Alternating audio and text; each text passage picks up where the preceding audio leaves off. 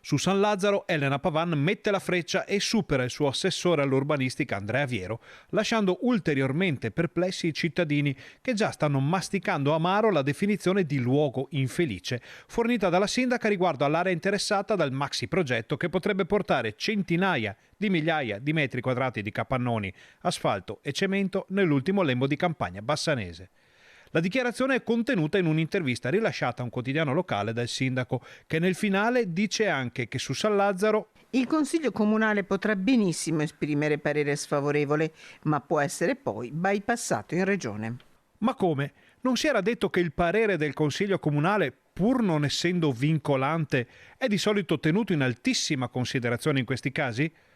Giusto per riportare la faccenda alle sue dimensioni originali, ecco cosa aveva detto il 24 giugno ai nostri microfoni l'assessore all'urbanistica Andrea Viero. Sull'area ovest le perplessità sono molto elevate, per cui la maggioranza è orientata proprio verso il no. Sulla parte quella a destra è aperto un tavolo molto sereno, molto tranquillo con la proprietà. Altro che verso il no.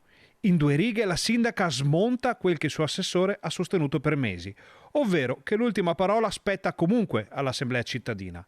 Alla faccia della tanto sbandierata partecipazione e delle prese di posizione tanto chiare quanto preoccupate da parte della città. Resta da capire cosa ne pensi Viero, sorpassato a destra. Anzi, come direbbe la sindaca, bypassato.